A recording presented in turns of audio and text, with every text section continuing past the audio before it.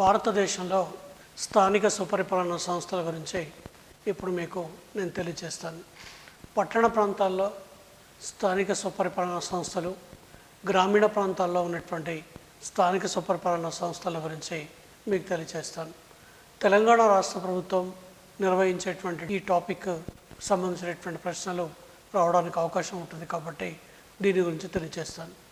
భారతదేశంలో స్థానిక సుపరిపాలన పితామహుడుగా మనం ఎవరిని పేర్కొంటామంటే లార్డ్ రిప్పన్ అనేటువంటి వ్యక్తిని భారతదేశంలో స్థానిక సుపరిపాలన పితామహుడు అనేటువంటి పేరుతో పిలుస్తాం.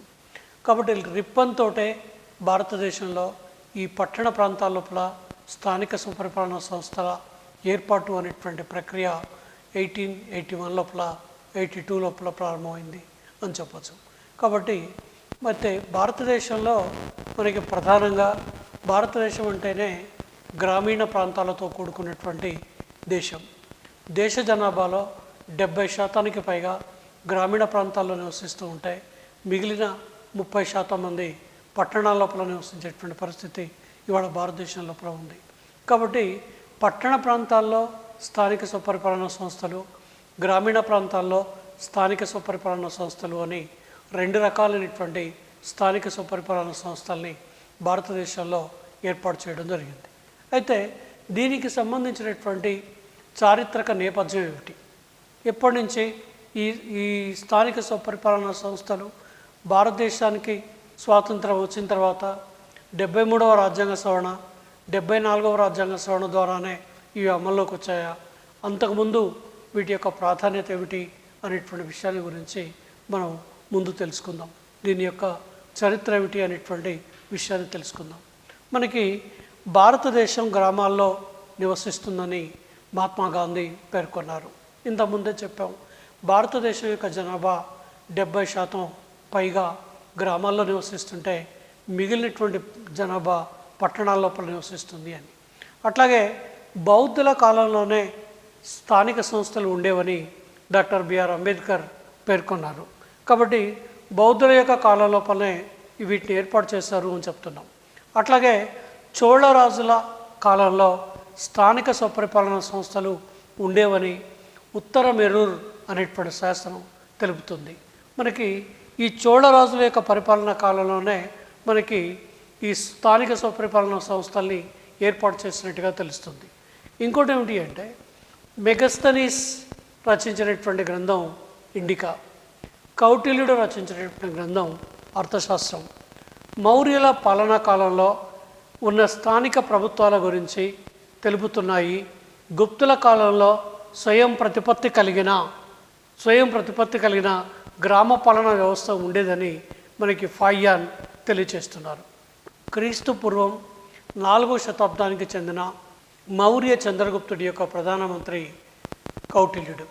కౌటిల్యుడిని మనం విష్ణుగుప్తుడని, చాణక్యుడని 3 పేర్లతో పిలుస్తూ ఉంటాం.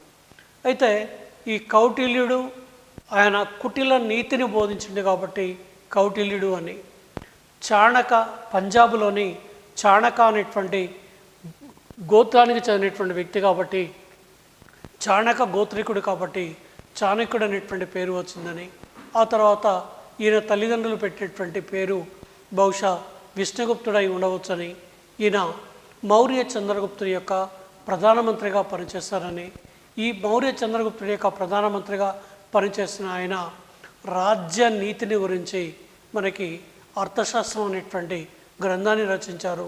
ఈ అర్థశాస్త్రం అనేటువంటి గ్రంథం లోపల మనకి స్థానిక స్వపరిపాలన సంస్థల గురించినటువంటి ప్రస్తావన కనిపిస్తుంది. ఇక రెండో వ్యక్తి ఎవరు అంటే మెగస్తనీస్ ఇండికా అనే గ్రంథాన్ని రచించాడు. చంద్రగుప్తుడి యొక్క ఆస్థానంలో రాయబారిగా పనిచేసినటువంటి వ్యక్తి ఎవరు అంటే మెగస్తనీస్. కాబట్టి మెగస్తనీస్ రచించినటువంటి ఇండికా అనేటువంటి గ్రంథం లోపల కూడా మనకి ఈ స్థానిక పట్టణ ప్రాంతాల్లో చెందినటువంటి స్థానిక స్వపరిపాలన సంస్థల ప్రస్తావన కనిపిస్తుంది. ఇక మూడోది ఎవరు అంటే గుప్తుల యొక్క పరిపాలనా కాలంలో భారతదేశానికి ఫాయ్యాన్ అనేటువంటి చైనా యాత్రికుడు వచ్చాడు. ఈ ఫాయ్యాన్ వచ్చినటువంటి చైనా యాత్రికుడు భారతదేశంలో గ్రామీణ పాలనా వ్యవస్థ ఉందని, పట్టణ ప్రాంతాల్లో పాలనా వ్యవస్థ ఉంది అనేటువంటి అభిప్రాయాన్ని ఆయన తెలియచేశాడు. ఈ ముగ్గురి యొక్క ఒపీనియన్స్ ఆధారంగా చేసుకొని ఉత్తర మెరూర్ శాసనాన్ని ఆధారంగా చేసుకొని మనకి భారతదేశంలో మనకి ప్రాచీన భారతదేశంలో కూడా ఈ గ్రామీణ పాలన వ్యవస్థలు అనేటువంటివి ఏర్పడి పనిచేస్తున్నాయి అనేటువంటి విషయం మనకు తెలుస్తూ ఉంది. అట్లాగే 1688 సంవత్సరంలో ఈస్ట్ ఇండియా కంపెనీ రెండవ జేమ్స్ చక్రవర్తి అనుమతితో మద్రాస్ మున్సిపల్ కార్పొరేషన్ ఏర్పాటు చేశారు. కాబట్టి భారతదేశంలో మొట్టమొదటిసారిగా మద్రాస్ని మున్సిపల్ కార్పొరేషన్గా 1688 సంవత్సరం లోపల ఏర్పాటు చేయడం జరిగింది. 1793 చార్టర్ చట్టం మద్రాస్, కలకత్తా, బొంబాయి పట్టణాలలో స్థానిక ప్రభుత్వాల ఏర్పాటుకు చట్టబద్ధత కల్పించింది. కాబట్టి ఈస్ట్ ఇండియా కంపెనీ భారతదేశాన్ని పరిపాలించే రోజుల్లో లేదా బ్రిటిష్ ప్రత్యక్ష పరిపాలన కాకుండా పరోక్ష పాలన ఈస్ట్ ఇండియా కంపెనీ ద్వారా భారతదేశంలో పాలన ఉన్నటువంటి రోజుల్లో వాళ్ళు ఇక్కడ అమలు చేసినటువంటి చట్టాలని చార్టర్ చట్టాలని చెప్తాం. 1793 చార్టర్ చట్టం మద్రాసు, కలకత్తా, బొంబాయి పట్టణాల లోపల మనకి ఈ స్థానిక ప్రభుత్వాల యొక్క ఏర్పాటు చేయడం జరిగింది. 1870 సంవత్సరంలో లార్డ్ మేయో తీర్మానం, 1882 సంవత్సరం నాటి రిప్పన్ తీర్మానం స్థానిక ప్రభుత్వాలు ప్రజాస్వామ్య సూత్రాలకు అనుగుణంగా వ్యవహరించాలని వెల్లడించారు. లార్డ్ రిప్పన్ భారతదేశంలో స్థానిక స్వపరిపాలన పితామహుడు అని చెప్తున్నాం. అందుకోసమే father of Indian local governments 1882 1882లో ఆయన భారతదేశంలో కొన్ని పట్టణాల్లో స్థానిక స్వపరిపాలన సంస్థల్ని ఏర్పాటు చేస్తారు. కాబట్టి లార్డ్ రిప్పన్ని మనం స్థానిక స్వపరిపాలనా సంస్థల పితామహుడుగా పేర్కొంటున్నాం. ఇక 1906 సంవత్సరంలో చార్లెస్ హబ్ హౌస్ ఆధ్వర్యంలో ఏర్పడిన రాయల్ వికేంద్రీకరణ కమిషన్ గ్రామ పంచాయతీల ఏర్పాటును గురించి తెలియచేస్తూ ఉంది. దీని తర్వాత మనకి జిల్లా బోర్డుల కొనసాగింపు, మున్సిపాలిటీలకు ప్రాథమిక బాధ్యత అప్పగింత వంటి పనులు సూచనలు చేసింది. కాబట్టి ఈ హబ్ హౌస్ కమిటీ చేసినటువంటి సూచనలు భారతదేశంలో అతి ముఖ్యమైనటువంటి సూచనలుగా చెప్పచ్చు. ఇక 1919 భారత ప్రభుత్వ చట్టం స్థానిక ప్రభుత్వాలకు నూతన జవసత్వాలు కల్పించింది.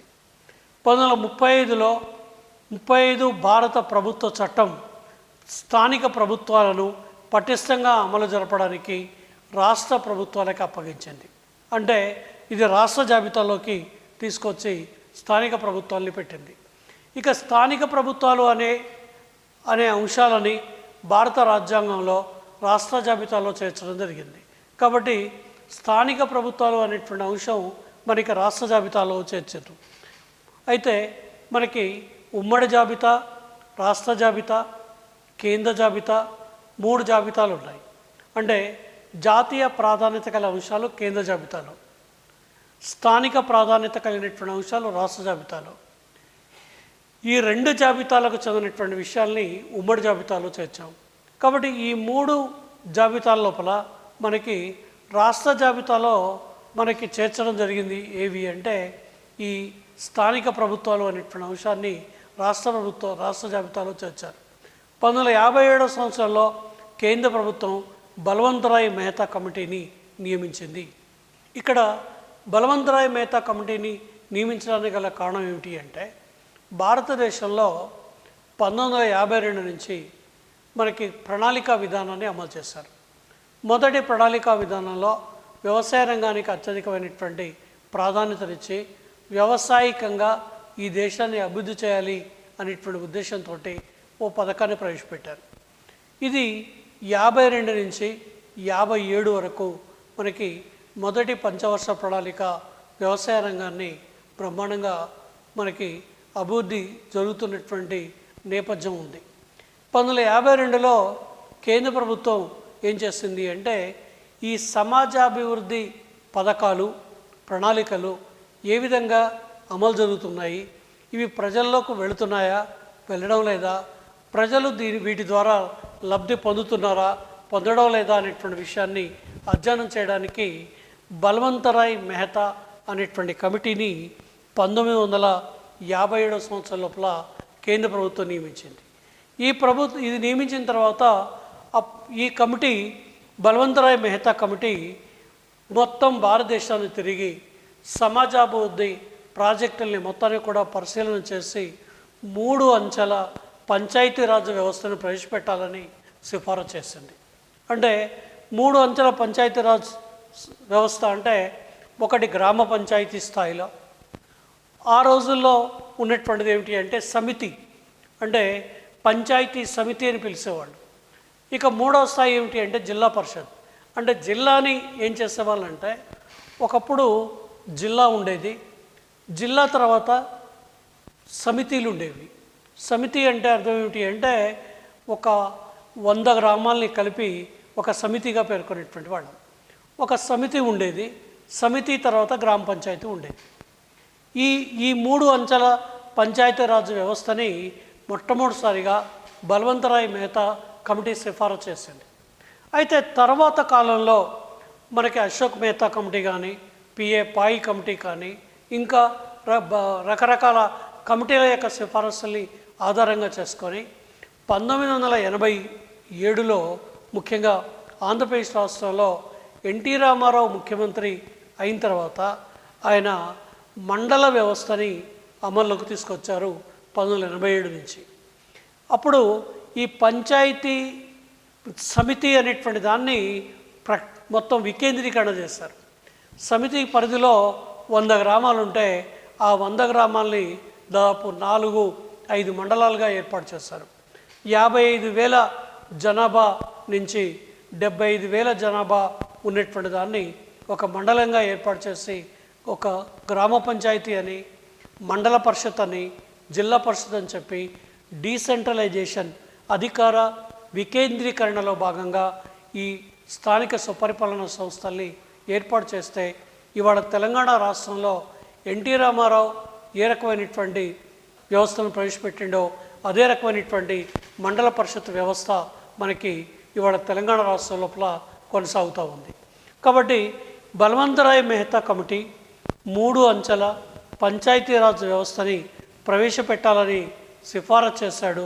ఆయన సిఫారసులకు అనుగుణంగా 1959 సంవత్సరం అక్టోబర్ 2 గాంధీ జయంతి రోజున మనకి పంచాయతీరాజ్ వ్యవస్థని మొట్టమొదటిసారిగా ప్రవేశపెట్టేటువంటి రాష్ట్రం రాజస్థాన్.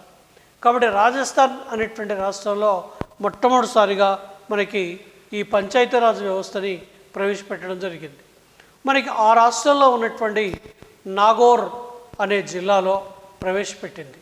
కాబట్టి ఆ రాష్ట్రంలో నాగోర్ అనేటువంటి జిల్లాలో ప్రవేశపెట్టడంతో పాటు ఇక రెండవ రాష్ట్రం ఆంధ్రప్రదేశ్, ఈ చట్టం ఆంధ్రప్రదేశ్ రెండవసారి పంచాయతీరాజ్ ప్రభుత్వాన్ని ప్రవేశపెట్టడం జరిగింది.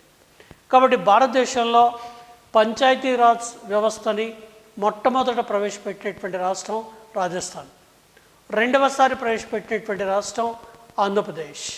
ఆ తర్వాత అనేక రకాలైనటువంటి మార్పులతో చేర్పులతోటి భారతదేశంలో ఉన్నటువంటి అన్ని రాష్ట్రాల లోపల ఈ పంచాయత్ విధానం అనేటువంటిది కొనసాగుతూ ఉంది.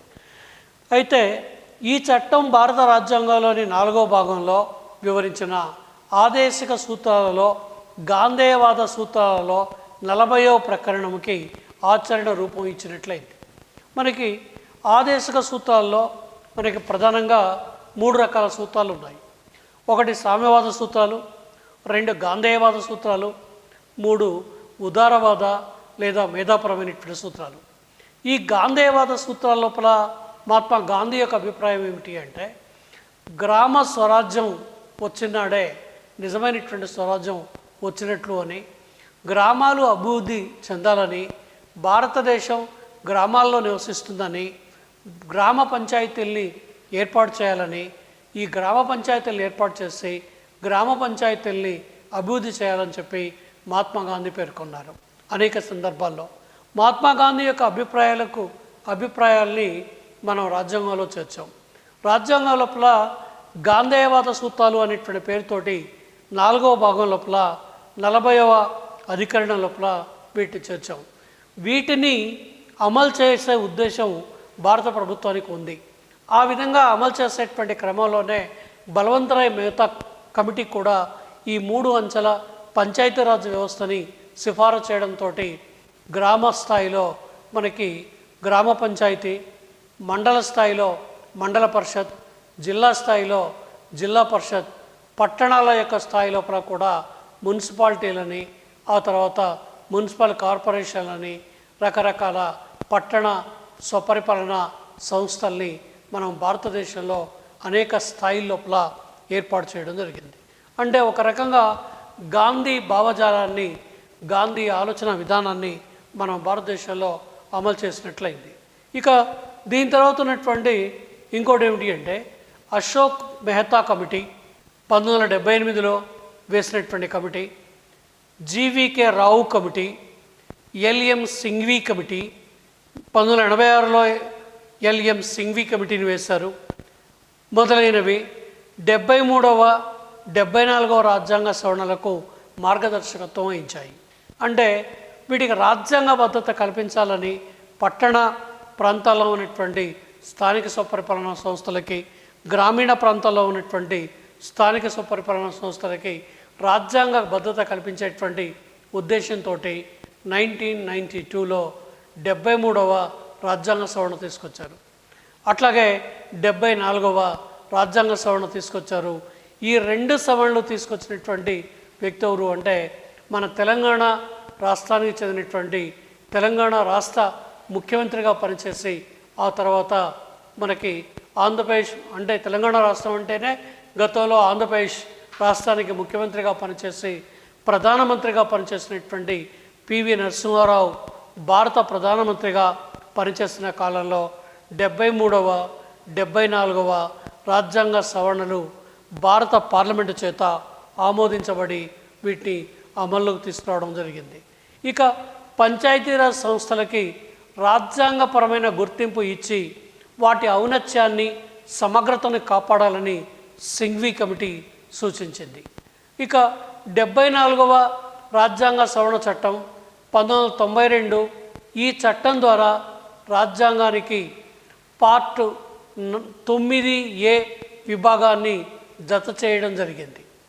ఇది ది మున్సిపాలిటీస్ అనే పేరుతో 243 సి ప్రకరణం నుండి 243 జడ్ జీతో కూడుకొని ఉంటుంది. అంటే ది పంచాయత్ అనేటువంటి పేరుతోటి 74వ రాజ్యాంగ సవరణ తీసుకొచ్చి ఈ ది మున్సిపాలిటీస్ అనేటువంటి పేరుతోటి 74వ రాజ్యాంగ సవరణ తీసుకొచ్చి ఆ మున్సిపాలిటీలకు సంబంధించినటువంటి అన్ని రకాలైనటువంటి విషయాల్ని పొందుపరచడం జరిగింది. ఈ చట్టం ద్వారా రాజ్యాంగానికి 12వ షెడ్యూల్ని చేర్చడం జరిగింది. కాబట్టి 12వ షెడ్యూల్ 74వ రాజ్యాంగ సవరణ ద్వారా చేర్చి మనకి ది మున్సిపాలిటీస్ అనేటువంటి పేరుతోటి మనకి 15 అంశాలు, విధాయక అంశాలు అమలు చేయాలి అని చెప్పి దీని లోపల పేర్కొనడం జరిగింది. ఇక 74వ రాజ్యాంగ సవరణ చట్టం 1992 మున్సిపాలిటీలకు రాజ్యాంగ హోదా కల్పించింది. అంటే పట్టణ ప్రాంతాలలోని స్వపరిపాలనా సంస్థలకి రాజ్యాంగబద్ధమైనటువంటి హోదా కల్పించడంతో పాటు 74వ రాజ్యాంగ సవరణ అమల్లోకి వచ్చిన తర్వాత ప్రధానంగా పట్టణ స్థానిక ప్రభుత్వాల్ని 8 రకాలుగా పేర్కొన్నది. అంటే 8 రకాలైనటువంటి పట్టణ స్థానిక స్వపరిపాలన సంస్థలు ఉన్నాయి. వాటిల్లో 1 నగరపాలక సంస్థ, 2 పురపాలక సంస్థ, 3 notified area committee, 4 town area committee, 5 cantonment board, 6 township, 7 port trust, 8 special person agency. ఇవి అతి ప్రధానంగా పట్టణ ప్రాంతాల్లో ఉన్నటువంటి స్థానిక స్వపరిపాలన సంస్థలుగా వీటిని పేర్కోవడం జరిగింది. ఇక రాష్ట్ర ప్రభుత్వం జారీ చేసే ప్రత్యేక చట్టం ద్వారా నగరపాలక సంస్థల్ని ఏర్పాటు చేయడం జరుగుతుంది. 4 లేదా 3 లక్షల జనాభా కంటే ఎక్కువగా ఉండి 1 కోటి రూపాయల కంటే ఎక్కువ ఆదాయం ఉంటే నగరపాలక సంస్థని ఏర్పాటు చేయవచ్చు. అంటే ₹1,00,00,000 కంటే ఎక్కువ ఆదాయం ఎక్కడైతే ఉంటుందో దాన్ని నగరపాలక సంస్థను ఏర్పాటు చేయొచ్చు. మనకి నగరపాలక సంస్థల్లో 4 ప్రధానమైనటువంటి అంగాలు ఉంటాయి. ఆ 4 ప్రధానమైనటువంటి అంగాలు ఏమిటి అంటే, ఒకటి నగరపాలక మండలి. మనకు సాధారణంగా నగరపాలక మండలిలో నగరాన్ని మొత్తాన్ని కూడా కొన్ని కౌన్సిల్స్గా విభజిస్తారు. ఒక 2,000, 3,000, 5,000 ఓట్లు ఉన్నటువంటి దాన్ని ఒక కౌన్సిల్గా విభజిస్తారు. కాబట్టి ఈ కౌన్సిల్కి చెందినటువంటి వాళ్ళంతా కూడా నగరపాలక మండలిగా పేర్కొంటారు. హైదరాబాద్ లాంటి మున్సిపల్ కార్పొరేషన్ అయితే దాదాపు 150 నుంచి 200 మంది సభ్యులు, ఇట్లా సభ్యులతో కూడుకున్నటువంటి ఒక కౌన్సిల్ ఏర్పాటు చేస్తారు. ఈ కౌన్సిల్ ఒక రకంగా ఆ పట్టణానికి చెందినటువంటి ఒక మినీ అసెంబ్లీగా పనిచేస్తుంది. ఆ పట్టణానికి సంబంధించి అంటే నగరపాలక సంస్థకు సంబంధించిన అన్ని రకాలైనటువంటి విధాన నిర్ణయాలన్నీ కూడా అక్కడే జరుగుతున్నాయి. వీళ్ళు ఎప్పుడైతే ఎన్నికవుతారో వీళ్ళలో ఏ పార్టీకి అయితే మెజారిటీ వస్తుందో ఆ మెజారిటీ వచ్చినటువంటి పార్టీకి చెందిన వ్యక్తిని మేయర్గా ఎన్నుకోవడం జరుగుతుంది. అంటే ఏ పార్టీకి అయితే మెజారిటీ లభిస్తుందో మెజారిటీ లభించినటువంటి పార్టీ వ్యక్తి మేయర్గా ఎన్నుకోవడం జరుగుతుంది. ఇక నగరపాలక మండలి లోపల ఆ పట్టణానికి చెందినటువంటి ఎమ్మెల్యే, ఎంపీ, ఎమ్మెల్సీ లేదా రాజ్యసభకు చెందినటువంటి సభ్యులుంటే రాజ్యసభ సభ్యులు, మున్సిపల్ కమిషనర్, జిల్లా కలెక్టర్ వీళ్ళంతా కూడా దానిలో సభ్యులుగా ఉంటారు.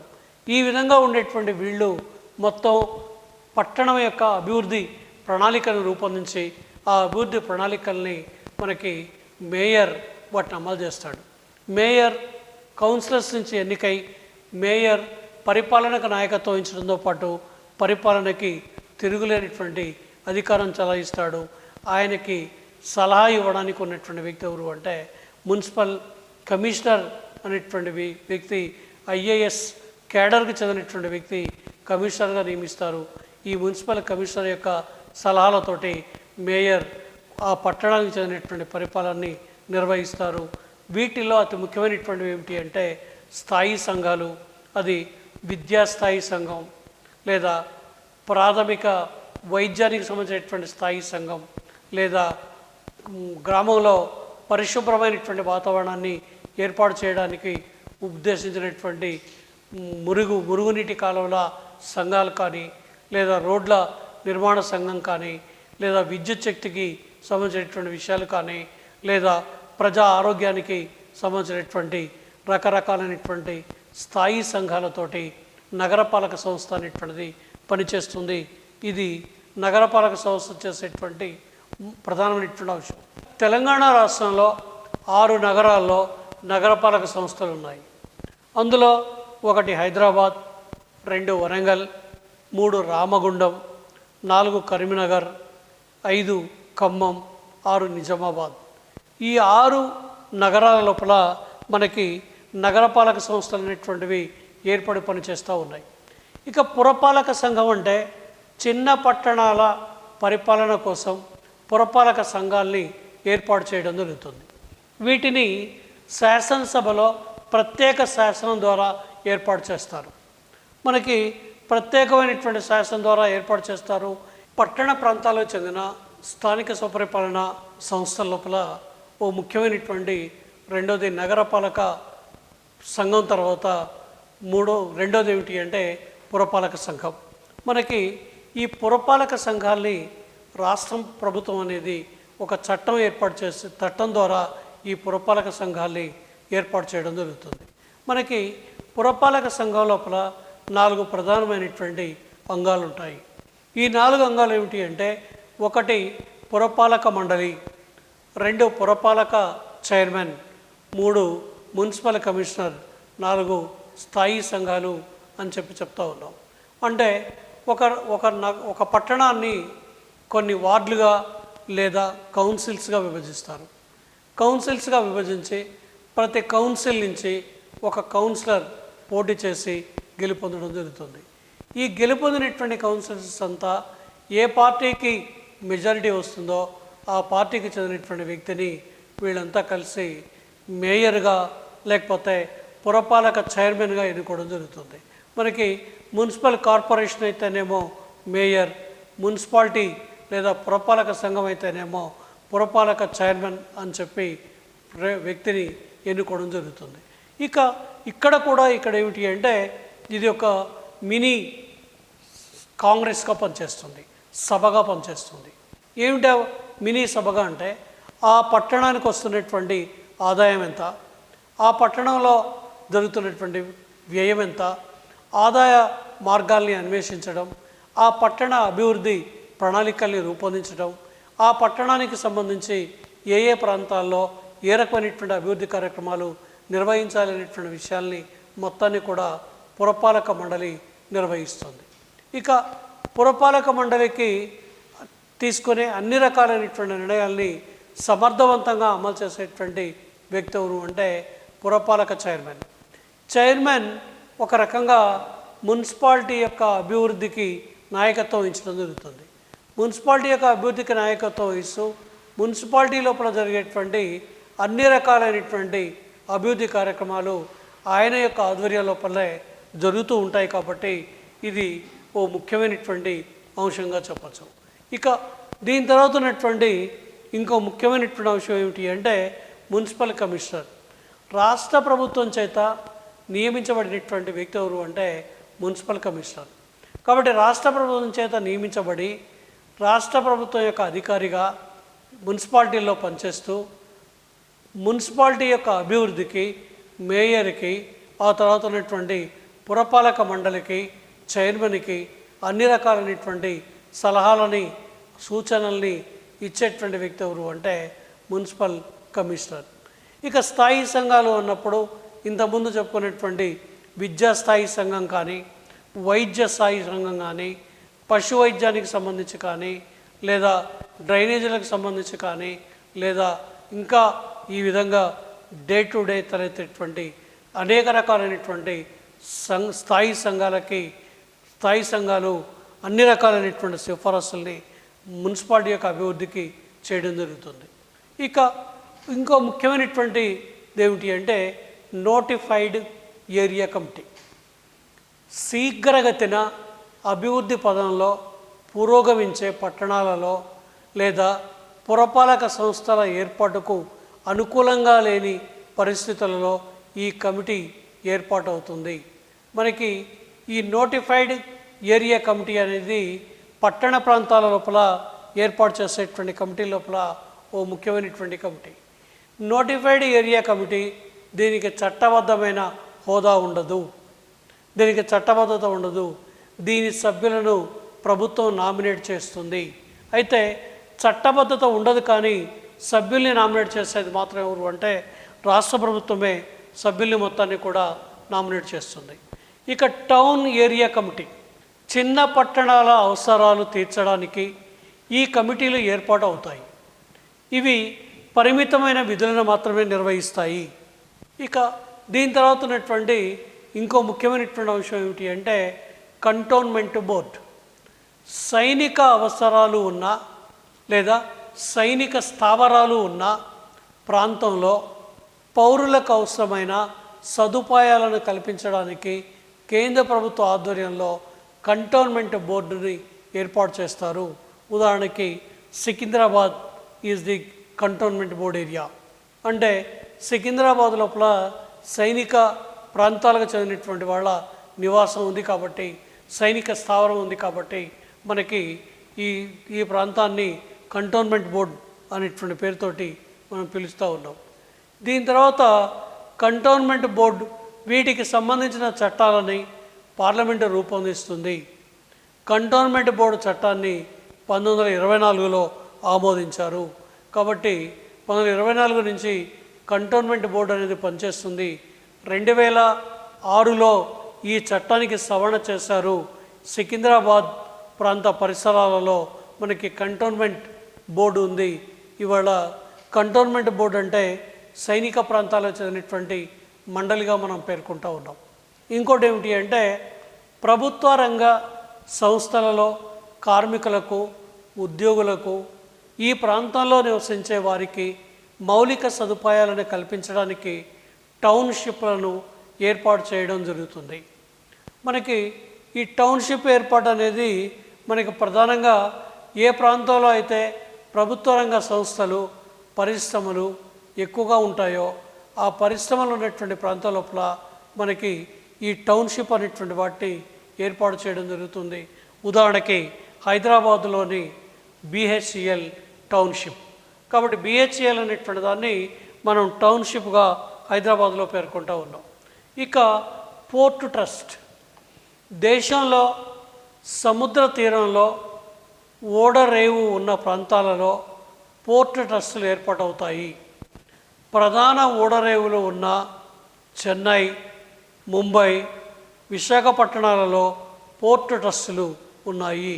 అంటే సముద్ర ప్రాంతాల లోపల, సముద్రపు ఒడ్డున ఏ నగరాలు అయితే ఉంటాయో ఆ నగరాల లోపల ఈ పోర్ట్ ట్రస్ట్ అనేటువంటి వాటిని ఏర్పాటు చేయడం జరుగుతుంది.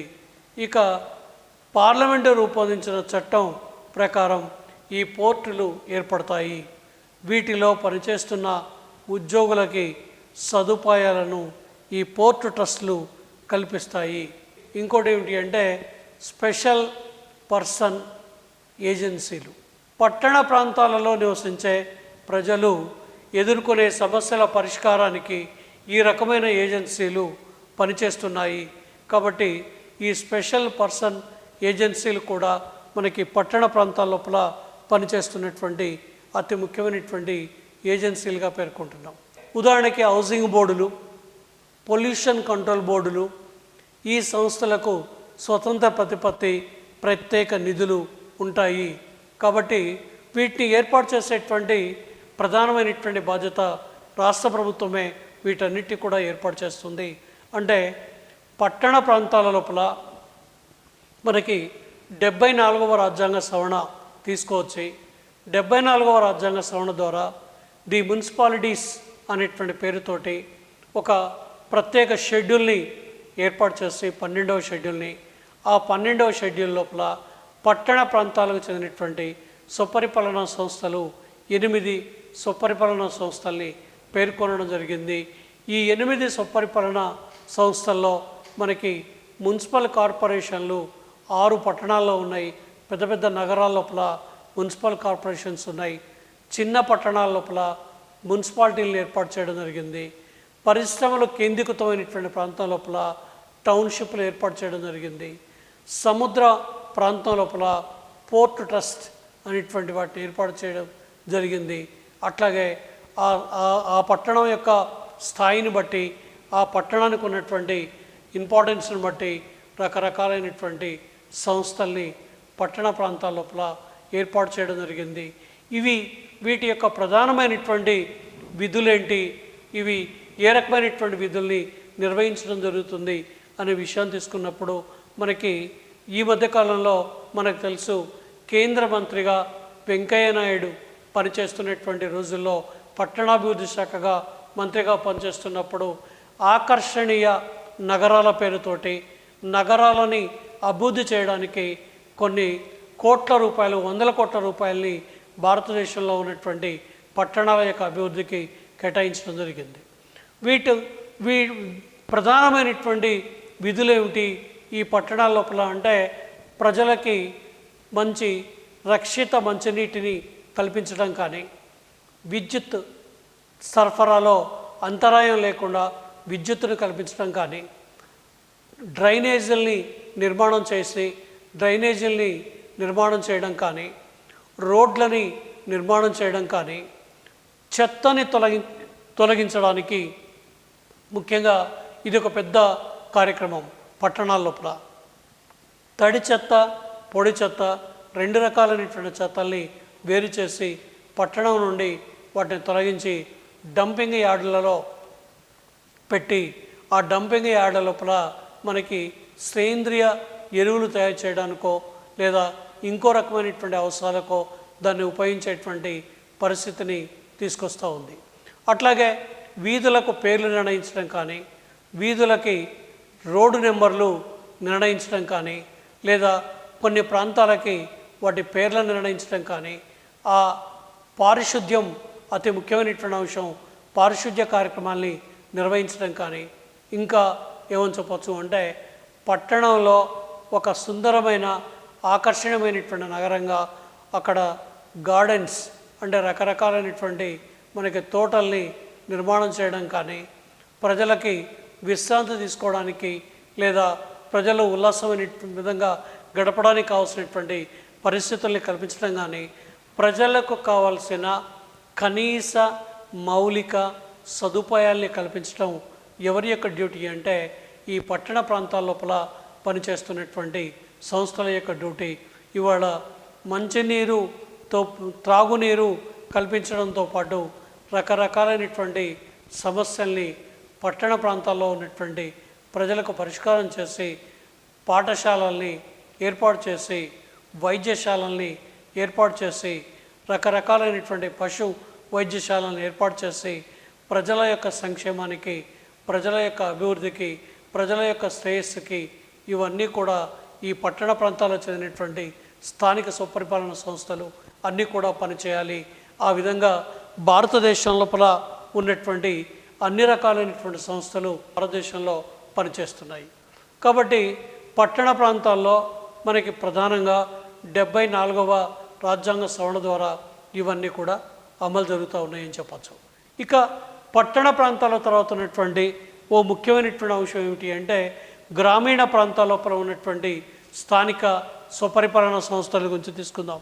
గ్రామీణ ప్రాంతాల్లో ఉన్నటువంటి స్థానిక స్వపరిపాలన సంస్థల్ని తీసుకున్నట్టయితే మనకి 1992లో 73వ రాజ్యాంగ సవరణ తీసుకొచ్చి 73వ రాజ్యాంగ సవరణ ద్వారా గ్రామ పంచాయతీలకి లేదా గ్రామీణ ప్రాంతాల స్వపరిపాలన సంస్థలకి రాజ్యాంగబద్ధత కల్పించడం జరిగింది.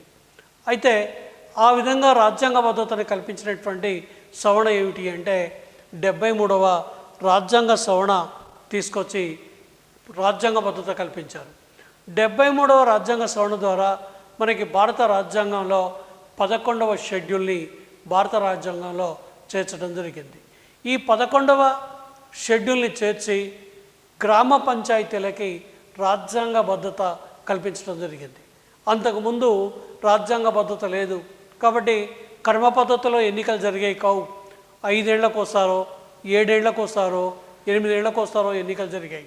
ఎప్పుడైతే రాజ్యాంగబద్ధత కల్పించిందో అప్పటి నుంచి ప్రతి 5 సంవత్సరాలకు ఒకసారి క్రమ పద్ధతి లోపల గ్రామ పంచాయతీలకి ఎన్నికలు జరిగేటువంటి పరిస్థితి ఏర్పడింది. అట్లాగే ది పంచాయత్ అనేటువంటి పేరుతోటి 29 అంశాలని అమలు చేయాలని, ఈ 29 అంశాలని అమలు చేసేటువంటి బాధ్యతని గ్రామ పంచాయతీలకి అప్పచెప్పడం జరిగింది. కాబట్టి ది పంచాయత్ అనే పేరుతోటి 11వ షెడ్యూల్ లోపల వీటన్నిటి కూడా చేర్చడం జరిగింది. అట్లాగే మనకి గాంధేయవాద సూత్రాల్ని అమలు చేసే ఉద్దేశంతో మనకి వీటన్నిటి కూడా అమలు చేశారు. ఇక గ్రామ పంచాయతీలో ఎన్ని రకాలైనటువంటి వ్యవస్థలను ఏర్పాటు చేశారు, సంస్థలను ఏర్పాటు చేశారు అనే విషయాన్ని తీసుకున్నప్పుడు గ్రామ పంచాయతీలో 3 అంచెల పంచాయతీరాజ్ విధానం మనకు అమల్లో ఉంది. ఈ 3 అంచెల పంచాయతీరాజ్ విధానం లోపల ఉన్నటువంటి ఒకదాన్ని ఏమని చెప్పామంటే గ్రామ పంచాయతీ అని చెప్పాము. రెండోది ఏమని చెప్పామంటే మండల పరిషత్ అని చెప్పాము. మూడోదాన్ని ఏమని చెప్పాము అంటే జిల్లా పరిషత్ అనేటువంటి పేరుతో చెప్పాము. ఈ 3 కూడా మన గ్రామీణ ప్రాంతాల లోపల ఉన్నటువంటి అతి ముఖ్యమైనటువంటి గ్రామ పంచాయతీ వ్యవస్థలుగా పేర్కొంటున్నాం. ఇందులో మనకి ఒకటి ఏమిటి అంటే గ్రామ పంచాయతీ గురించి తీసుకుందాం. గ్రామ పంచాయతీ మనకి లో ఉన్నటువంటి అంగాలు ఎన్ని అంటే 4 అంగాలు ఉన్నాయి. 1 పంచాయతీ, 2 సర్పంచ్, 3 గ్రామ కార్యదర్శి, 4 గ్రామ సభ. ఈ 4 కూడా గ్రామంలో ఉన్నటువంటి 4 ప్రధానమైనటువంటి అంగాలు. ఇందులో పంచాయతీ అంటే మనకు తెలుసు, రేపు గ్రామ పంచాయతీల యొక్క పదవీ కాలం జూలై నెలాఖరికి ముగియబోతుంది. జూలై 2018లో గ్రామ పంచాయతీల యొక్క పాలన వాటి యొక్క ఎన్నిక నిర్వహించాల్సినటువంటి పరిస్థితి ఉంది. కాబట్టి అప్పుడు ఏం చేస్తారంటే జనాభా ప్రాతిపదికగా గ్రామాన్ని ఏం చేస్తారు అంటే కొన్ని వార్డులుగా విభజిస్తారు. ఆ గ్రామ జనాభాని బట్టి ఉదాహరణకి ఇవాళ తెలంగాణ రాష్ట్ర ప్రభుత్వం ఎన్నికల్లో ఒక వాగ్దానం చేసింది. టీఆర్ఎస్ ప్రభుత్వం, కేసీఆర్ ముఖ్యమంత్రి ఒక వాగ్దానం చేశారు. ఏమిటి అంటే తండాలని గ్రామ పంచాయతీలుగా ఏర్పాటు చేస్తాము, ఇప్పటి వరకు కొత్తగా ఏర్పాటు చేయలేదు కాబట్టి మేము తెలంగాణ రాష్ట్రం ఏర్పడిన తర్వాత ఏర్పాటు చేస్తామని చెప్పారు. అందులో భాగంగానే ఇవాళ అన్ని జిల్లాల్లో నుంచి అన్ని మండలాల్లో నుంచి ప్రతిపాదనలు తీసుకుంటున్నారు. కొత్తగా 500 జనాభా లేదా 500 మంది ఓటర్స్ ఉన్నటువంటి దాన్ని ఒక గ్రామ పంచాయతీగా ఏర్పాటు చేయాలి అని చెప్పి ఆ గ్రామ పంచాయతీలో వార్డులుగా గ్రామాన్ని విభజించడం జరుగుతుంది. 7 వార్డుల, 11 వార్డుల, లేకుంటే 15 వార్డుల, లేకుంటే 21 వార్డుల అని చెప్పి మొత్తం గ్రామ పంచాయతీని వార్డులుగా విభజించడం జరుగుతుంది. వార్డులుగా విభజించి ఎన్నిక నిర్వహించడం జరుగుతుంది. ఆ ఎన్నికలలో మనకి గెలుపొందినటువంటి వ్యక్తుల్ని ఏమని పిలుస్తామంటే పంచాయతీ అని పిలుస్తాం. అయితే ఇవాళ తెలంగాణ రాష్ట్ర ప్రభుత్వం ఒక కొత్త చట్టాన్ని తీసుకొచ్చి ఈ చట్టంలో ఎమ్మెల్యేని, ఎంపీని, ఎమ్మెల్సీని కూడా గ్రామ పంచాయతీలో కోఆప్షన్ సభ్యులుగా చేర్చాలి అనేటువంటి ఒక ప్రతిపాదన ఈ మధ్యకాలంలో వస్తున్నట్టు తెలంగాణ ప్రభుత్వం చెప్తుంది. కాబట్టి తెలంగాణ ప్రభుత్వం వచ్చిన తర్వాతనే కొత్త పంచాయతీల యొక్క ఏర్పాటు జరుగుతుంది. ఈ కొత్త గ్రామ పంచాయతీల యొక్క ఏర్పాటులో మనకి గ్రామాన్ని విడగొట్టడం వార్డులుగా విభజించడం జరుగుతుంది. వార్డులుగా విభజించి ఆ వార్డు లోపల కూడా మళ్ళీ SC reservation, ST reservation, BC reservation, మహిళా రిజర్వేషన్, ఈ రిజర్వేషన్స్ని వార్డు వైజ్గా అమలు చేయడం జరుగుతుంది. అట్లాగే గ్రామ జనాభాని ప్రాతిపదిక చేసుకొని ఆ గ్రామ సర్పంచ్ పదవిని ఎస్సీకా, ఎస్టీకా, బీసీకా, మహిళకా లేకుంటే ఎవరికి ఇవ్వాలి అనేటువంటి విషయాన్ని కూడా నిర్ణయించేటువంటి పరిస్థితి ఏర్పడింది. కాబట్టి దీన్ని ఏమని పిలుస్తామంటే పంచాయత్ అని పిలుస్తాం. పంచాయతీలో సర్పంచ్, వార్డు సభ్యులు, కార్యదర్శి, ప్రభుత్వ అధికారిగా కార్యదర్శి కూడా పంచాయత్ సమావేశంలో పాల్గొంటాడు.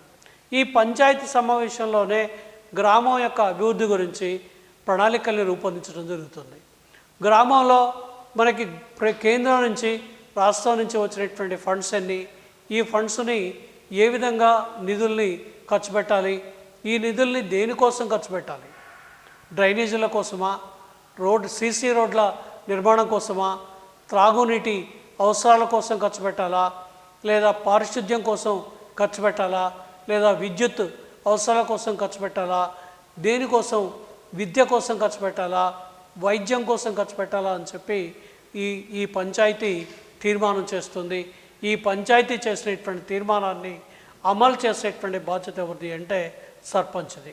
కాబట్టి సర్పంచ్ కార్యదర్శి యొక్క సలహాలపైన, కార్యదర్శి యొక్క రాష్ట్ర ప్రభుత్వం యొక్క నియమావళికి అనుగుణంగా ఈ సర్పంచ్, కార్యదర్శి ఇద్దరు కలిసి గ్రామ అభివృద్ధి కార్యక్రమాల లోపల వీళ్ళంతా కూడా పాల్గొనడం జరుగుతుంది. ఇక కార్యదర్శి ఎవరు అంటే కేంద్ర ప్రభుత్వం, రాష్ట్ర ప్రభుత్వం నుంచి నియమించబడినటువంటి ఒక అధికారిని మనం గ్రామ కార్యదర్శిగా పేర్కొంటున్నాం. ఆయన రాష్ట్ర ప్రభుత్వం తరఫున రికార్డులను భద్రపరచడం, రికార్డులను తయారు చేయటం, ప్రభుత్వం నుంచి వస్తున్నటువంటి ఆదాయం ఎంత, ప్రభుత్వం నుంచి వస్తున్నటువంటి ఆదాయాన్ని ఏ శాఖలకి దేనికి ఎంత ఖర్చు పెట్టాం, దానివల్ల ఏ రకమైనటువంటి ప్రయోజనం లభించింది అనేటువంటి విషయాల లోపల రాష్ట్ర ప్రభుత్వం తరఫున ఒక అధికారిగా కార్యదర్శి తన యొక్క విధులు నిర్వహించడం జరుగుతుంది. ఇక నాలుగోది ఏమిటి అంటే గ్రామసభ. గ్రామసభ అన్నప్పుడు ఒక సంవత్సరంలో మనం ఏమని చెప్తున్నాము అంటే 2 సార్లు గ్రామసభ సమావేశం కావాలని చెప్తున్నాం. కానీ ఇవాళ కొత్తగా వస్తున్నటువంటి కొన్ని సిఫారసులను బట్టి గ్రామసభ కూడా 90 రోజులకు ఒకసారి గ్రామసభను ఏర్పాటు చేయాలి. 90 రోజులకు ఒకసారి గ్రామసభను ఏర్పాటు చేసి ఆ గ్రామ అభివృద్ధి ప్రణాళికని గ్రామసభ రూపొందిస్తుంది. ఏ ప్రాంతంలో గ్రామంలో అభివృద్ధి చేయాలి, ఏ విషయంలో అభివృద్ధి కార్యక్రమాలు చేపట్టాలి అనేటువంటి విషయాల్ని గ్రామ సభలో, అంటే 18 సంవత్సరాలు నిండినటువంటి ఓటర్ అయినటువంటి ప్రతి వ్యక్తి కూడా గ్రామ సభలో సభ్యుడిగా ఉంటాడు. ఈ గ్రామ సభ మొత్తం సమావేశమవుతుంది. ఊర్లో డబ్బు కొడతారు. డబ్బు కొట్టి గ్రామ సభకి గ్రామ ప్రజలందరినీ పిలిచి ఆ గ్రామ ప్రజలంతా కలిసి ఆ గ్రామ సభని నిర్వహిస్తారు. ఆ గ్రామ సభల్నే అభివృద్ధి ప్రణాళికల్ని రూపొందించడం జరుగుతుంది. ఆ అభివృద్ధి ప్రణాళికలే మనకి గ్రామంలో గ్రామ పంచాయతీ ఆ కార్యక్రమాన్ని చేపట్టాలి. ఇక గ్రామ పంచాయతీ యొక్క విధులు ఏమిటి, ఏ రకమైనటువంటి నిర్వహిస్తుంది అంటే, మనకి భారత రాజ్యాంగం 29 రకాల విధుల్ని గ్రామ పంచాయతీ నిర్వహించాలని చెప్పింది.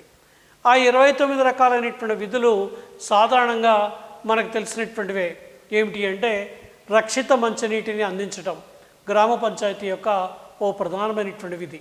ఇవాళ చూడండి, తెలంగాణ ప్రజలు భూగర్భంలో ఉన్నటువంటి నీటిని తాగితే ఫ్లోరిన్ మన శరీరంలోకి వెళుతుంది. ఫ్లోరిన్ శరీరంలోకి వెళితే అనేక రకాలైనటువంటి వ్యాధులకి కారణమవుతుంది. కాబట్టి ఇవాళ తెలంగాణ రాష్ట్ర ప్రభుత్వం, టీఆర్ఎస్ పార్టీ అధికారంలోకి వచ్చిన తర్వాత తెలంగాణ ప్రజలకి కృష్ణా గోదావరి నదుల లోపల ప్రవహిస్తున్నటువంటి నీరుని త్రాగునీరుగా అందించడానికి ఒక బ్రహ్మాండమైనటువంటి పథకాన్ని సిద్ధం చేసి ఇవాళ అమలు చేస్తుంది. అది మిషన్ భగీరథ అనేటువంటి పథకం. ఈ మిషన్ భగీరథ అనేటువంటి పథకం కనుక గ్రామంలో ఉన్నటువంటి, రాష్ట్రంలో ఉన్నటువంటి ప్రతి గ్రామానికి చేరుకున్నట్టయితే దీన్ని మించినటువంటి అభివృద్ధి కార్యక్రమం ఇంకోటి లేదని చెప్పచ్చు. ఎందుకంటే ఇవాళ భారతదేశంలోనే ప్రతి గ్రామానికి నదుల యొక్క నీళ్ళని త్రాగునీరుగా అందించేటువంటి ఒక అద్భుతమైనటువంటి పథకంగా మనం ఈ మిషన్ భగీరథ పథకాన్ని పేర్కొంటున్నాం.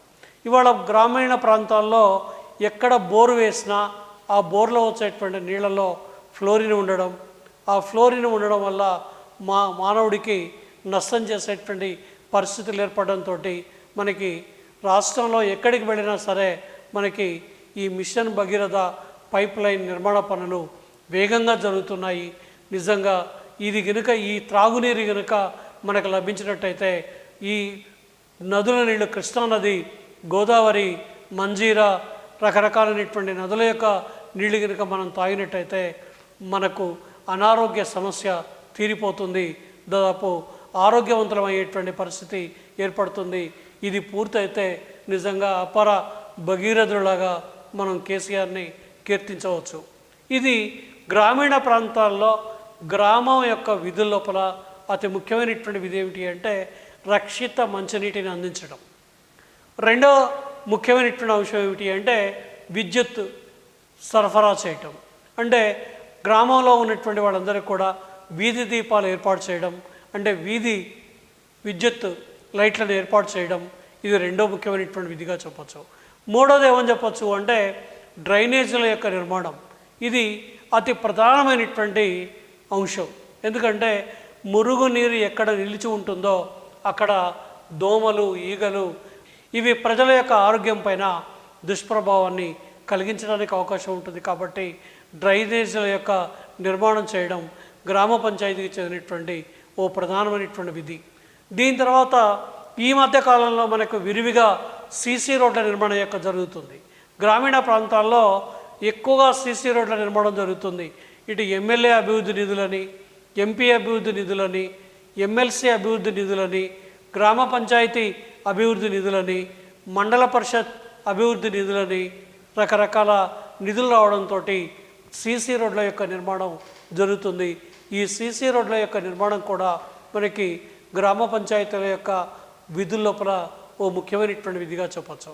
ఇక ప్రాథమిక విద్య నిర్వహించడం, ప్రాథమిక వైద్యాన్ని నిర్వహించడం, బందెల దొడ్లని నిర్వహించడం, గ్రామీణ ప్రాంతాల్లో ఉన్నటువంటి వ్యవసాయ విజ్ఞానాన్ని కలిగి ఉండడం, వ్యవసాయ కార్యాలయాల్ని గ్రామీణ ప్రాంతాల్లో ఏర్పాటు చేసి వ్యవసాయ విస్తరణాధికారుల కార్యాలయాలను ఏర్పాటు చేసి గ్రామీణ ప్రాంతాల్లో ఉన్నటువంటి రైతులకు వ్యవసాయ రంగం లోపల అన్ని రకాలైనటువంటి సలహాల్ని అందజేసేటువంటి కార్యక్రమాల్ని నిర్వహించడం, లేదా మనకి దోమల నివారణ మందుని గ్రామం మొత్తంలో కూడా స్ప్రే చేయటం, దోమల్ని లేకుండా చేయడం, లేకుంటే అంటువ్యాధులు ప్రబలకుండా చేయడం, అట్లాగే పారిశుద్ధ్య పనుల్ని సక్రమంగా నిర్వహించడం,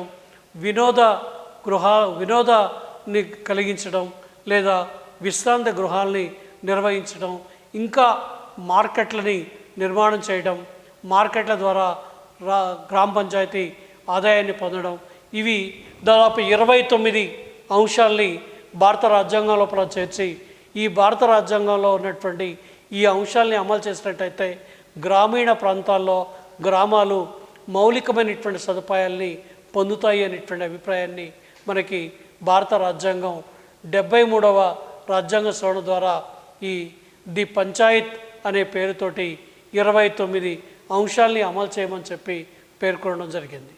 ఈ విధంగా ఇవాళ గ్రామ పంచాయతీలు విజయవంతంగా అభివృద్ధి పదాల పనిచేస్తూ ఉన్నాయి.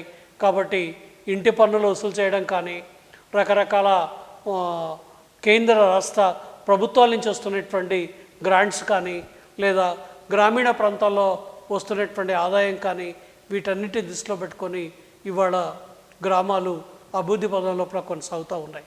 ఇక గ్రామ పంచాయతీ తర్వాత ఉన్నటువంటి అతి ముఖ్యమైనటువంటి ఇంకో అంగం ఏమిటి అంటే మనకి మండల పరిషత్.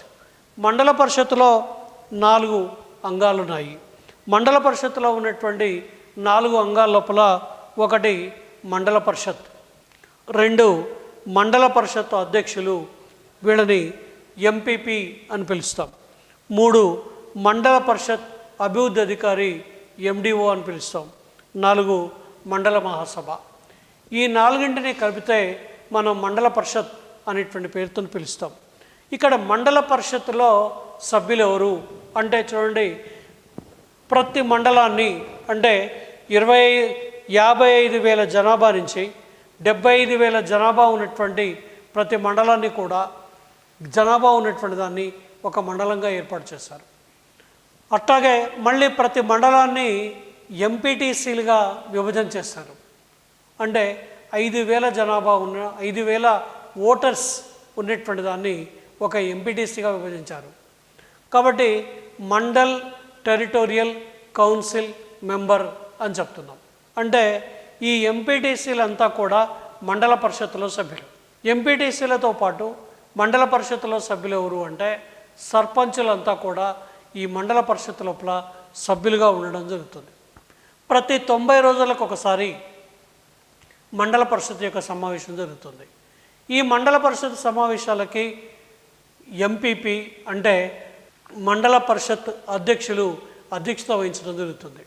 ఈ సమావేశానికి ఎండిఓ, తహసీల్దార్, అన్ని శాఖల అధికారులు అంటే మండల స్థాయిలో ఉన్నటువంటి విద్యుత్ శాఖ కానీ, R&B శాఖ కానీ, పంచాయతీరాజ్ రోడ్ల శాఖ కానీ, ఈఓఆర్డి కానీ, వైద్య శాఖ అధికారులు కానీ, లేదా విద్యాశాఖ అధికారులు కానీ, వీళ్ళంతా కూడా ఎవరు అంటే ఈ సమావేశానికి హాజరవుతారు. ఈ సమావేశానికి హాజరైనటువంటి ఈ అధికారులు ఈ సభ్యులు అడిగేటువంటి ప్రశ్నలకి సమాధానం చెప్పాలి. మా గ్రామంలో లేకుంటే ఓ 50 విద్యుత్ స్తంభాలు కూలిపోయే దశలో ఉన్నాయి, మీరు కొత్త విద్యుత్ స్తంభాలు కావాలనో, లేకుంటే మా గ్రామంలో విద్యుత్ లో వోల్టేజ్ సమస్య ఉందనో, మా గ్రామంలో డ్రైనేజీలు లేవనో, మా గ్రామానికి ఆర్టీసీ బస్సు రావడం లేదనో, మా గ్రామానికి మౌలిక సదుపాయాలు కల్పించాలనో సభ్యులు అడిగిన ప్రతి ప్రశ్నకి ఈ అధికారులు సమాధానం చెప్పాలి. ఈ విధంగా దీన్ని మండల పరిషత్ అనేటువంటి పేరుతో పిలుస్తాం. ఈ మండల పరిషత్ అనేటువంటిది ఎవ్రీ 90 డేస్ 90 రోజులకోసారి ఎంపీపీ అధ్యక్షతన సమావేశమవుతుంది. ఈ విధంగా సమావేశమై మండలం లోపల ఉన్నటువంటి అన్ని సమస్యల్ని చర్చించడం జరుగుతుంది. అంటే ప్రతి సర్పంచ్, ప్రతి ఎంపీటీసీ, ఒక కోఆప్షన్ సభ్యుడు, వీళ్ళంతా ఎమ్మెల్యే ఎంపీ ఈ సమావేశాలకు హాజరవుతారు. ఎమ్మెల్యే, ఎంపీ కూడా దీనిలో గౌరవ సభ్యులుగా గుర్తించడం జరుగుతుంది. వీళ్ళంతా కూడా ఈ సమావేశాలకు హాజరై మండలం యొక్క అభివృద్ధి, మండలంలో జరుగుతున్నటువంటి అభివృద్ధి పనులతో పాటు ఇంకా ఏ కార్యక్రమాలని చేపట్టాలి అనేటువంటి విషయాలన్నింటినీ కూడా వీళ్ళంతా కూడా చర్చించి నిర్ణయం తీసుకోవడం జరుగుతుంది. దీన్ని మండల పరిషత్ అనేటువంటి పేరుతోని పిలుస్తూ ఉన్నాం. ఇక రెండోది ఎంపీపీ. సాధారణంగా ఎంపీపీని 1987లో ఈ మండల పరిషత్ వ్యవస్థ ప్రవేశపెట్టినప్పుడు ప్రత్యక్ష పద్ధతిలో ఎన్నుకునేవాడు. అంటే ప్రతి పార్టీ నుంచి ఒక ఎంపీపీ పోటీ చేసేవాళ్ళు. ఎంపీపీ పోటీ చేస్తే ఎవరికి అత్యధిక ఓట్లు వస్తే ప్రత్యక్ష ఎన్నికల లోపల వాళ్ళు ఎన్నికైనట్టుగా ప్రకటించేవాళ్ళు. 5 సంవత్సరాల కాలపరిమితికి వాళ్ళు పనిచేసేవాళ్ళు. కానీ ఇవాళ పరోక్ష పద్ధతిలో ఎన్నిక జరుగుతుంది. అంటే ఎంపీటీసీలు అంతా కలిసి ఎంపీపీని ఎన్నుకోవడం జరుగుతుంది. ఎంపీపీ 5 సంవత్సరాల కాలపరిమితికి ఎన్నిక కావడం జరుగుతుంది. ఈ ఎంపీపీ ఆధ్వర్యంలోనే మనకి మండల అభివృద్ధి పనులు జరుగుతాయి. కాబట్టి మండలం యొక్క అభివృద్ధికి నాయకత్వం వహించేటువంటి వ్యక్తి ఎవరు అంటే ఎంపీపీ. ఎంపీపీకి సలహా ఇవ్వడానికి ప్రధానమైనటువంటి వ్యక్తి ఎవరు అంటే ఎండిఓ, అంటే రాష్ట్ర ప్రభుత్వం చేత నియమించబడినటువంటి మనకి మండల అభివృద్ధి అధికారి. ఆయన్నే మనం ఎండిఓ అనేటువంటి పేరుతో పిలుస్తున్నాం. ఈయన నాయకత్వం వహించడం జరుగుతుంది. ఇక మండల మహాసభ అంటున్నాం. మండల మహాసభ అంటే ఎంపీటీసీలు, జిల్లా పరిషత్ ఎంపీటీసీలు, జడ్పీటీసీ, ఎంపీపీ, సర్పంచ్ వీళ్ళంతా కలిసి ఏర్పాటు చేసేటువంటి సభని మండల మహాసభ అనేటువంటి పేరుతో పిలుస్తాం. ఈ మండల మహాసభ అనేది కూడా ఎవ్రీ 90 డేస్కి ఒకసారి మనకి మండల మహాసభ జరుగుతుంది. ఈ మండల మహాసభ లోపల మండలం యొక్క సమస్యలు ఏంటి, మండలంలో జరుగుతున్న అభివృద్ధి పనులు ఏమిటి అనేటువంటి విషయాల్ని మొత్తాన్ని కూడా చర్చించి కొన్ని రకాలైనటువంటి నిర్ణయాలు తీసుకోవడం జరుగుతుంది.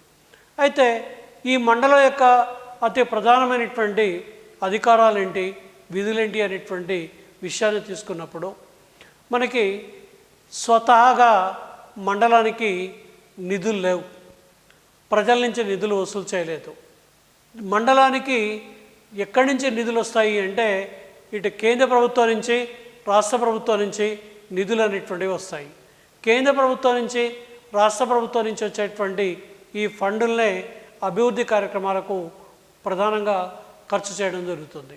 అట్లాగే ఎమ్మెల్యే ఫండ్ నుంచి, ఎంపీ ఫండ్ నుంచి, ఎమ్మెల్సీ ఫండ్ నుంచి, 14వ ఆర్థిక సంఘం నుంచి లేదా సెస్ రూపంలో ఈ రకంగా మండల పరిషత్కి కేంద్ర ప్రభుత్వం నుంచి, రాష్ట్ర ప్రభుత్వం నుంచి ఫండ్ మంజూరు అవుతుంది. ఈ ఫండ్ను ఉపయోగించి వాళ్ళు అభివృద్ధి కార్యక్రమాలు చేపడతారు. అంటే మండలంలో జరిగే విద్యాశాఖ, వైద్య శాఖ, వ్యవసాయ శాఖ, విద్యుత్ శాఖ, మనకి R&B రోడ్లు భవనాల శాఖ, పంచాయతీరాజ్ రోడ్ల శాఖ, ఆ తర్వాత ఉన్నటువంటి ఇంకా అన్ని రకాలైనటువంటి హాస్టల్స్, అంటే విద్యార్థుల యొక్క సంక్షేమానికి సంబంధించినటువంటి శాఖ, ఇవన్నీ కూడా మనకి వీటన్నిటిపైన అజమాయిషి పర్యవేక్షణ చేయటం, అభివృద్ధి కార్యక్రమాల్ని పర్యవేక్షించడం, అభివృద్ధికి నాయకత్వం వహించేటువంటి డ్యూటీ ఎవరిది అంటే మనకి ఎండిఓ, ఎంపీపీ వీళ్ళిద్దరూ కూడా గ్రామీణ స్థాయి లోపల పనిచేయటం జరుగుతుంది. ఇక కేంద్రం, రాష్ట్రం ఇచ్చే ఫండ్స్తో పాటు ఎవరైనా దాతలు ఎవరైనా విరివిగా విరాళాలు అందజేసినట్టయితే ఆ విరాళాలు కూడా గ్రామ పంచాయతీల యొక్క అభివృద్ధికి వాటిని ఖర్చు పెట్టడం జరుగుతుంది. గ్రామ పంచాయతీ కార్యదర్శుల పైన అధికారాన్ని ఎవరు కలిగి ఉంటారంటే మండల పరిషత్ అధికారాన్ని కలిగి ఆ విధంగా అధికారాన్ని చలాయించడం జరుగుతుంది. ఇక చివరిది ఏమిటి అంటే జిల్లా పరిషత్. మనకి జిల్లా పరిషత్ లోపల ఉన్నటువంటి అంగాలు ఎన్ని అంటే 6 అంగాలు జిల్లా పరిషత్లో ఉన్నాయి. 1 జిల్లా పరిషత్, 2 జిల్లా పరిషత్ చైర్మన్, 3 జిల్లా మహాసభ, 4 ముఖ్య కార్యనిర్వహణ అధికారి, 5 స్థాయి సంఘాలు, 6 జిల్లా కలెక్టర్. ఈ 6 ప్రధానమైనటువంటి అంగాలు మనకి జిల్లా స్థాయి లోపల ఉన్నాయి. జిల్లా స్థాయి లోపల మనకి జిల్లా పరిషత్ అంటే అతి ముఖ్యంగా ఎవరు అంటే జడ్పీటీసీలో ప్రతి జిల్లాని ప్రతి మండలానికి ఒక జడ్పీటీసీ ఉంటాడు. జిల్లా పరిషత్ టెరిటోరియల్ కౌన్సిలర్. ఈ జడ్పీటీసీలు అంతా కలిసి జిల్లా పరిషత్గా ఏర్పడతారు. ఈ జిల్లా పరిషత్ మొత్తం జిల్లాకు సంబంధించిన అభివృద్ధి కార్యక్రమాల గురించి చర్చించి నిర్ణయాలు తీసుకుంటుంది. ఈ జడ్పీటీసీలు అంతా కలిసి జిల్లా పరిషత్ చైర్మన్ ఎన్నుకుంటారు. జడ్పీటీసీలు అంతా కలిసి జిల్లా పరిషత్ చైర్మన్ని ఎన్నుకోవడం జరుగుతుంది. ఇక జిల్లా మహాసభ అన్నప్పుడు ఆ జిల్లాలోని ఎంపీపీలంతా, జడ్పీటీసీలంతా, ఎమ్మెల్యేలు, ఎంపీ, ఎమ్మెల్సీ వీళ్ళంతా కలిసి ఏర్పాటు చేసినటువంటి సమావేశాన్ని మనం జిల్లా మహాసభ అనేటువంటి పేరుతోటి పిలవడం జరుగుతుంది. కాబట్టి జిల్లా మహాసభ మనకి అతి ముఖ్యమైనటువంటి సభ. దీనిలోనే విధానపరమైనటువంటి నిర్ణయాలు మొత్తం తీసుకోవడం జరుగుతుంది. ఇక రాష్ట్ర ప్రభుత్వం చేత నియమించబడినటువంటి కార్యనిర్వహణ అధికారి ఎవరు అంటే మనకి సిఈఓ అని చెప్తాం, చీఫ్ ఎగ్జిక్యూటివ్ ఆఫీసర్ అని చెప్తాం. ఆయన తర్వాత ఉన్నటువంటి ఇంకో ముఖ్యమైనటువంటి వ్యక్తి ఎవరు అంటే మనకి స్థాయి సంఘాలు. స్థాయి సంఘాలు అన్నప్పుడు మనకి ఇంతకుముందే చెప్పుకున్నాం మనం విద్యా స్థాయి సంఘం, వైద్యం స్థాయి సంఘం. వైద్యంలో మళ్ళీ పశు వైద్యం, మనకి మనుషులకు సంబంధించినటువంటి వైద్యం కానీ, రోడ్ల నిర్మాణ స్థాయి సంఘం, లేకుంటే గ్రామీణ ప్రాంతాల్లో సీసీ రోడ్ల నిర్మాణ స్థాయి సంఘం అని చెప్పి కొన్ని స్టాండింగ్ కమిటీస్ని ఏర్పాటు చేస్తారు. ఈ స్టాండింగ్ కమిటీసే జిల్లా అభివృద్ధికి కొన్ని ప్రణాళికలు రూపొందిస్తుంది. ఈ ప్రణాళికల్ని జిల్లా పరిషత్ ఆమోదించి ఆ విధంగా అభివృద్ధి చేయడం జరుగుతుంది. జిల్లా, మండలం, గ్రామం మొత్తం పరిపాలనకి నాయకత్వం వహించేటువంటి వ్యక్తి ఎవరుంటే జిల్లా కలెక్టర్. జిల్లా కలెక్టర్ యొక్క పర్యవేక్షణలోనే ఆ జిల్లా లోపల మండలాలు కానీ, గ్రామాలు కానీ, పట్టణాలు కానీ, లేదా జిల్లా పరిషత్ కానీ మొత్తం అధికారాల్ని నిర్వహించడం జరుగుతుంది. ఆయన యొక్క ఆధ్వర్యంలోనే అభివృద్ధి కార్యక్రమాలు జిల్లా లోపల కొనసాగుతాయి. ఈ విధంగా పట్టణ ప్రాంతాల లోపల, గ్రామీణ ప్రాంతాల లోపల జిల్లా పరిషత్తులు అనేటువంటివి ఏర్పడి పనిచేస్తూ ఉన్నాయి.